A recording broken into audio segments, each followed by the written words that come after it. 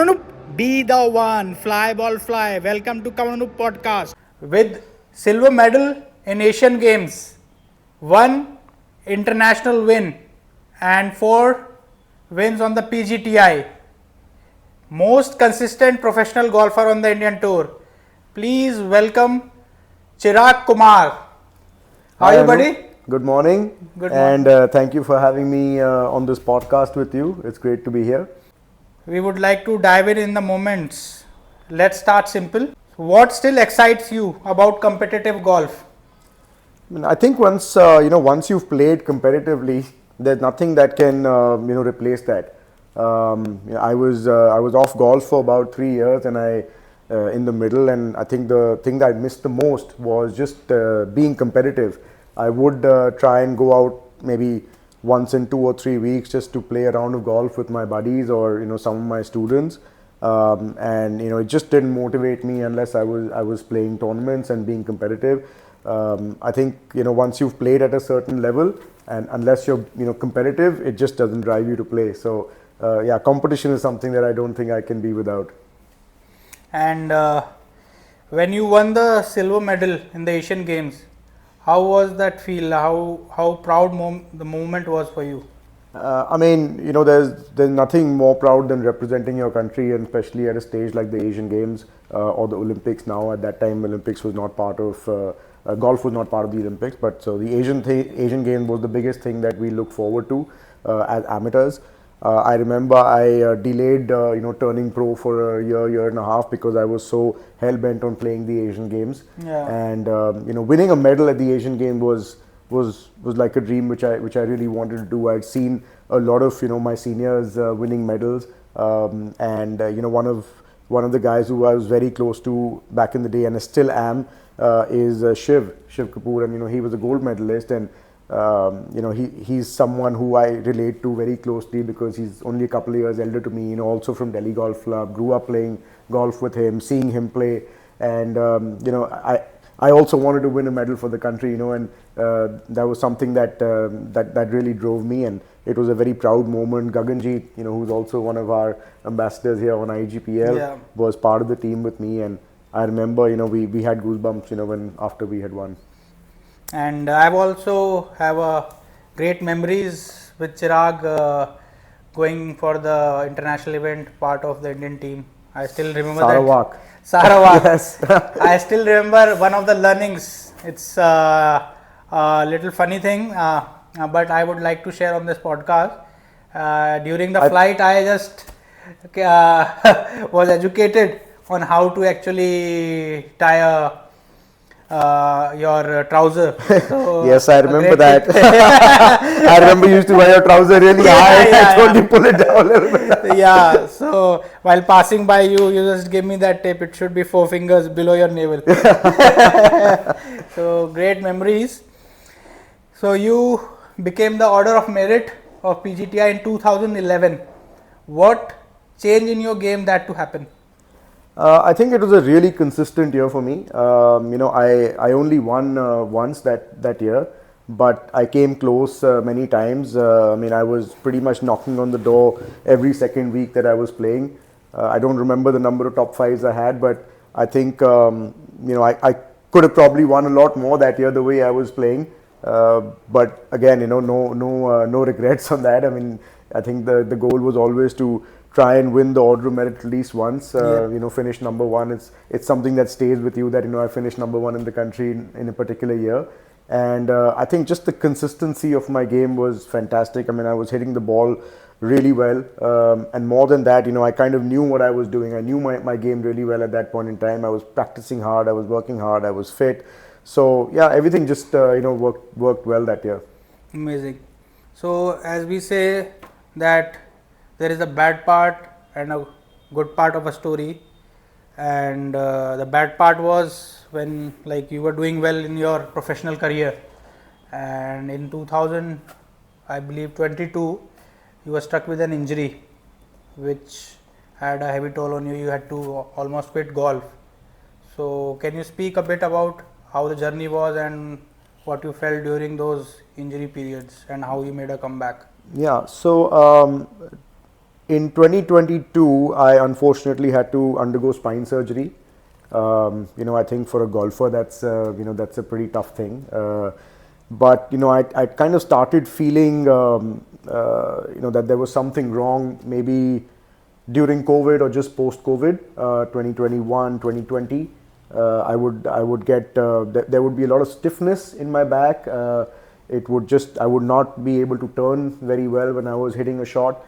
I would, after a round of golf or even after a practice session, I would feel, like there was something wrong where, it was impossible for me to turn.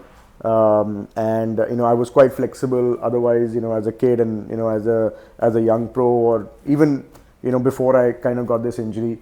But, the funny part was that I would rest, I would do a little workout, I'd get some physio done, and things seemed that they would be okay, and then I'd take a couple of days off, start playing again, and it would be back to square one. So unfortunately, in August 2022, I had gone to play the international series in Singapore, and that's the year that IS had really started. And I played this event, and I had to withdraw after the first round. And I felt horrible, withdrawing out of an event, that too at a international series event. But I couldn't take it. I mean, it was painful at that time to play, and it was a long course. So I withdrew. I came back, took a couple of weeks off, and again the same thing started. I then entered for a tournament on the PGTI in Chennai, and I think things just went from bad to worse there. I mean, my first round that I played, I remember I was playing with one of my buddies, and he told me after about 9 holes, he said, "Look, you can hardly walk. Why don't you stop playing?" And just the competitor in me said that no, I don't want to stop playing. I'm gonna fight this out till the end of the round, and then I'm gonna assess the situation. And by the end of the round, I mean, I was literally limping, and I've never been in that situation before on a golf course. And I remember I went to a doctor there who a friend of mine had recommended me to go to. In fact, my friend's mom had recommended me to go to him, and he said, "Buddy, I think there's something wrong. You need to get an MRI immediately." And sure enough, I withdrew from that tournament. I came back to Delhi. The next day, I went for an MRI. And it was strange because one of my cousin sister, who's a radiologist, I was getting the MRI done at her center, and she called me in the evening, the next morning, and she said, "Do you have 5 minutes to talk?" So I knew there was something wrong, and I think she wanted to break it to me rather than the doctor just sending me the report. Yeah. And she said, "This is kind of serious. You have a fracture in your L3, L4, and you'll need to really get this assessed." So I still remember I was driving into Delhi Golf Club when that call came. I was not going to play. I think I was just meeting someone for a cup of coffee or something like that. And I was taken aback. Obviously, I didn't really expect that. I didn't go in for that cup of coffee. I went straight back home, and I told my parents that this is what it is. Told my wife, and that was it. And then you start sort of going to a battery of doctors to try and sort of see what's the next step. You send your reports everywhere. What am I going to do? Because for a golfer, I mean, pretty much your career is kind of done. When you're going through spine surgery, and that too at my age. I mean, I was 38 at the time, and it was like a career peak period for you, maybe. I mean, I don't say it was it. I wouldn't say it was my peak, but I definitely felt I had a lot of golf left in me. So yeah, and then I think the decision was pretty clear. We met a few doctors, and they said that, look, you can do it now, you can do it 6 months later, you can do it a year later, but the more you delay it, the harder the recovery, and it's just going to keep getting worse. And honestly, I mean, it wasn't bothering me in day-to-day life, but I said, if I want to play golf ever again, I have to get this done. Yeah. So I got it done. I had to be off golf for nearly 3 years. Did you ever break down mentally, or was ever thoughts running in your mind that what has happened should have not happened to me? Why did this happen? Well, I don't think I went through that, but I said that, look, at least I've caught it in time, and I have the opportunity to maybe rectify this and play a little bit again. So I said, if I have to play golf again, I have to get this done. So I think end of August is when these reports came, and 6th of September I was so to say under the knife. And what was the hardest thing you faced during this phase, or what actually you did to make sure that you get fit enough to play golf again? Well, initially, I think the first 6 months, I didn't think I'd be able to swing the club. I was a little immobile for a little while, and then of course, the physio session started. The first physio that I was going to was, it didn't really work out for me. I didn't make any improvements, and then I was fortunate enough to come across Dr. Debashish Das, who really put me back on track, and he pushed me to start playing again. Actually, I was wanting to wait a little while longer because I didn't want to sort of hurt myself again, but he pushed me, and I'm so glad he did. So I think our audiences and the young golfers would definitely want to know how you made a comeback, what all you did to make sure that you are back to playing golf and you stay fit as you are playing in the IGPL as well. What are the things which every golfer should know when they go into injury? Well, I think you need to start knowing your bodies quite well, and when there is a problem. I think now golf has become it's become you have to be an athlete to play golf now. Like when we were growing up, it was, oh, you're playing golf, you must do yoga. You must be flexible. Yes. But now the distances that the game demands you to hit it to be competitive. I think you must be fit. For me, I think now it's just more about rehab and trying to get my body moving more than trying to put on muscle or trying to be fit, so to say. So yeah, it's an uphill task now. It's tough for me to go and play a round of golf without going to the gym in the morning, just to sort of get moving and making sure that I'm not sort of hurting myself. There's a certain plan that I have, and so I have to do that to be able to play now. So over and all, understanding is that if you want to play golf or any other sport, it's very important that you make sure that you stay fit. Absolutely. And on daily basis, you are doing some exercises so that during the course of play, during the tournaments, your body copes up with it. Yeah, now especially after this this incident that I've had, it's it's harder for me to actually go and practice, and if I don't go to the gym, then it's almost impossible to practice. So it's easier going out on the course and hitting a few shots and then having a gap between shots. Yeah. But just getting that practice session in is still kind of hard on the back. Especially if I don't go to the gym. So yeah, it's really important to make sure that your body is in tune with what you want to do. So with your comeback and all the setbacks, it's a great inspiration for all the golfers who, while playing good golf, end up with the injury. And your story is like, they still, with your comeback, they still have a hope that when Chiragh has done it, despite of a very severe spinal injury, we can also make it back. It's great Absolutely. learning for everyone, and lot of knowledgeable things which you have told. So winning the Panasonic Open in 2015, how different do you feel this Asian Tour victory is for you? So I had come close to a couple of Asian Tour wins before, one being the 2011 Indian Open at Delhi Golf Club. I finished second that week. And the funny thing is that I shot 17 under for the week, and that was the course record, before that week. And it just so happened that David Gleason, who won, he shot 20 under that week. But in my head, 17 under was a winning score. Yeah. So definitely winning that Asian Tour event was really important for me, because I wanted to win on the Asian Tour as a kid, because when all our seniors, all the guys we looked up to, Jeev, Jyoti, Arjun, Gaurav, Shiv, they had all won on the Asian Tour.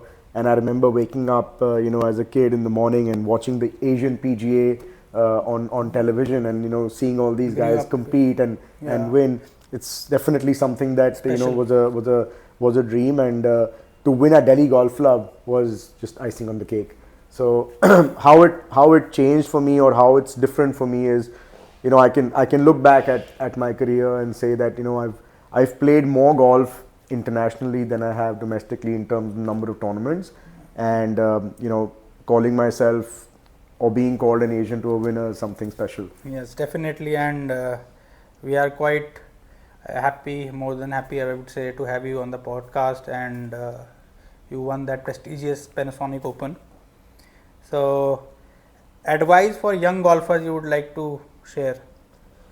Like I said, golf has now become, you have to be an athlete to play golf. Yeah. So I think this is an aspect which is still, it's caught up a lot, but I also teach a lot of young players, and I think the most important thing for them is actually looking after their bodies. Yeah.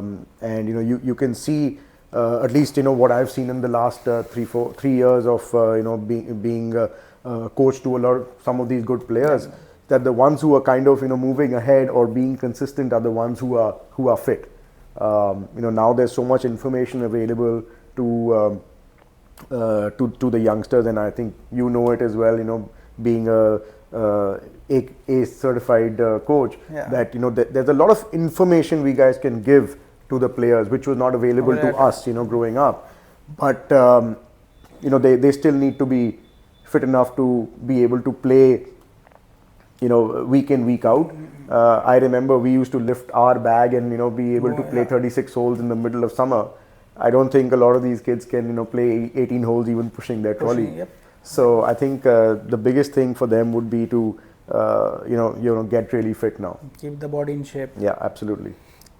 How did you feel when you heard the introduction of IGPL?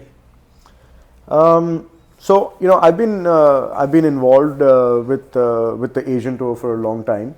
As a player member on the board, I served a long time, and when the golf ecosystem was changing with Liv coming in, I was actually on the board of the Asian Tour at that point in time, and we've been. I'm a strong supporter of change, and something that does well for golf in general. So I was very excited when IGPL came in, and having gotten the call to come and play on IGPL was fantastic for me. And I think it's done really well for golf in India, and putting India on that sort of. We've got a lot more eyeballs now, with the IGPL coming into golf in India. Even all these youngsters who have got this platform of IGPL, they have pros like you, the legends, Gaurav sir, Jeev sir, to play in their 4-ball or to learn a lot of things. I think it's a turning point in the history of golf. Yeah, I think the platform that these youngsters are now receiving, it's fantastic, both financially and from a perspective of learning from senior players on the IGPL. Something that we never had, so I think that's fantastic. And one teammate you would miss if he doesn't come for a tournament during your IGPL events? One buddy you have on the tour? Well, I think my longest standing roommate has been Naman Davar, and he's also part of IGPL.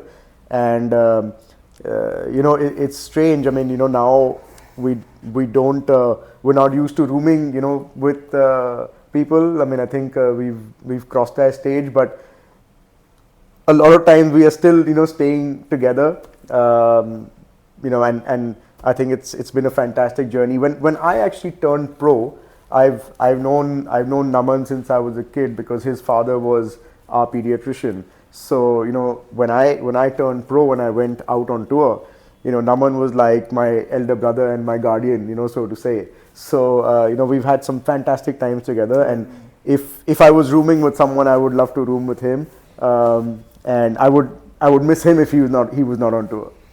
So yeah, I have been in your company during most of the IGPL events. I have hung around with you and Naman, and it's a great company, good vibes, and always you guys are laughing despite you play good golf or bad golf. It's a great, I think, companionship.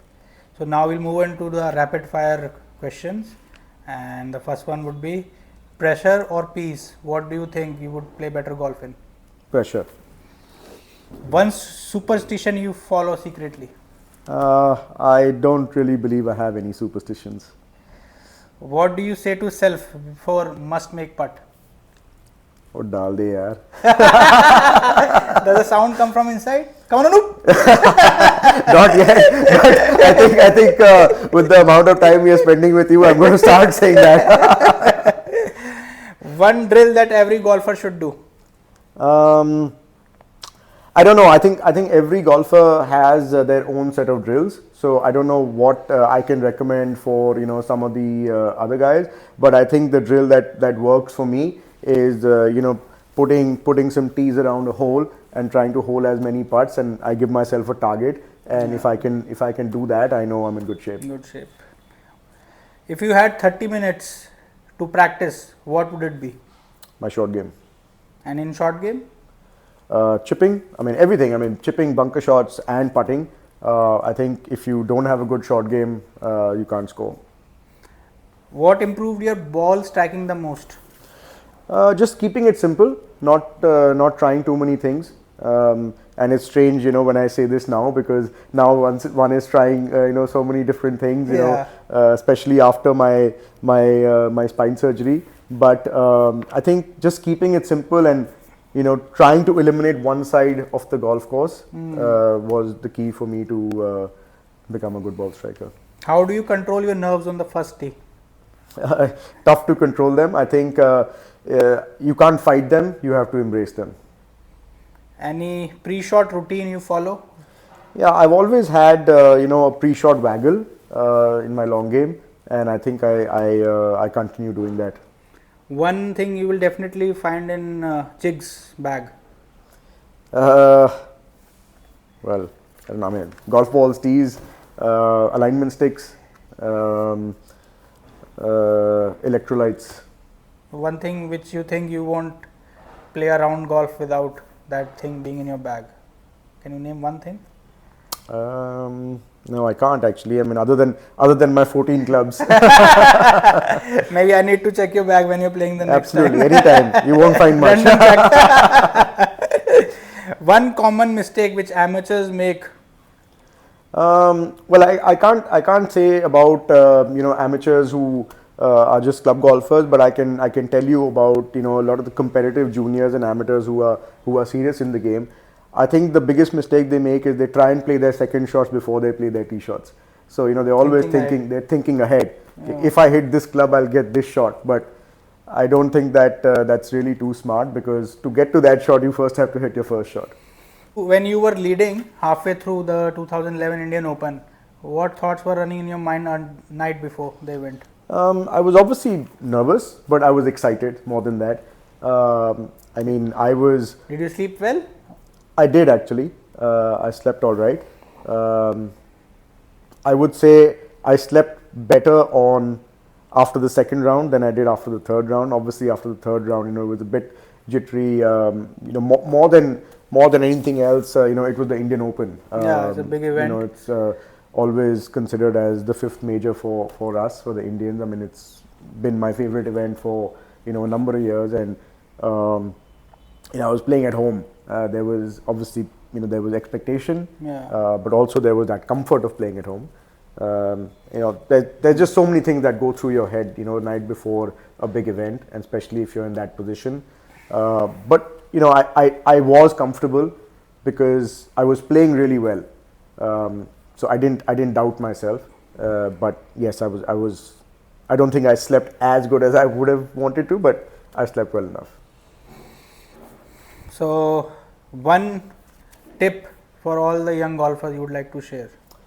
I mean, I'd again say the same thing that A would be your fitness. I think it's become a part of. It's imperative to be fit now as a golfer. I think the second would be work really hard on your short games, because I think a lot of the juniors, especially the juniors, ignore that part a lot. And I think the third thing would be, and I know you asked me one, but I'm saying three here. No, that is a great insight. I think be committed. If you've decided to do something, stick to your schedule and stick to your routine. It's a great learning, and lot of things which you are talking about. It's if these young budding golfers keep a note on it, they'll definitely cut down on their handicaps, win more tournaments. Yep. Warm-up routine, you would say, which you should not miss before maybe a round of golf. Are you asking mine, or are you saying that Your suggestion? Well, I think again, before you start your warm-up routine, I think you must hit the gym for a little while. Just proper activation, proper mobility, and make sure you do enough short game as well in your warm-up. Speed control is something that's very important in putting, so I would say that has to be a important part of your warm-up routine, not just go and hit balls on the range. And the last message which you would like to share with our audiences for any young golfer who is taking golf as a profession, what they should work on and what are the things they should keep in mind? I think one of the things that I've gone by for my entire career is that there is no substitute for hard work. That is just a given. You have to work hard and be committed, irrespective of whether you're working in the gym or you're working on your golf game, or to be a professional athlete, you have to give up a lot of things, but it shouldn't feel like you're giving it up. It should come from inside that I need to go practice tomorrow, so I'm not going to do a certain thing the night before, or it's not going to be a late night or something like that. So I think commitment and discipline is probably the most important thing for any young golfer out there. And from my experience, like I've also played a lot of junior golf. What do you want to suggest to all the golfers? What I've seen that young golfers, whenever they go to a golf course, they hit the driving range, and most of the time, if you see, they are hitting their drivers, long irons, and they spend maybe 80% of time doing that. So, any particular thing or routine or the way they should practice, you would like to tell? Yeah, I think like you just said, and I also see that a lot, that they spend far too much time just hitting balls and long clubs, They enjoy and because that's what gives them excitement, when they're sitting with or on the range with their buddies, they want to try and hit the ball far, everything's about hitting it far nowadays, and I don't think they spend enough time, working on the stuff that really matters in terms of scoring. But if you are spending time on the range, I think it needs to be a little focused rather than just hitting balls. Focused in terms of target, and I think too many youngsters are playing golf swing and not golf. So I think that would be my advice. I think everybody should take a note, and if they are serious about their golf, they should make sure that they follow these routines and definitely do some hard work. So from Asian Game silver medalist to a winner on the Panasonic Open, and what Chiragh has taught, that perseverance, hard work and mental strength make you a champion. Thanks for sharing your story, and everybody who listened to this, It will be great that they can share this with their budding golfers and colleagues. Thank you, Chiragh, for being part of the podcast, and look forward to see you on the IGPL season 2. Absolutely. Thanks, Anup. Thanks for having me. It's been a great conversation, and hope to have a good season 2 on the IGPL. Be the one. Be the one.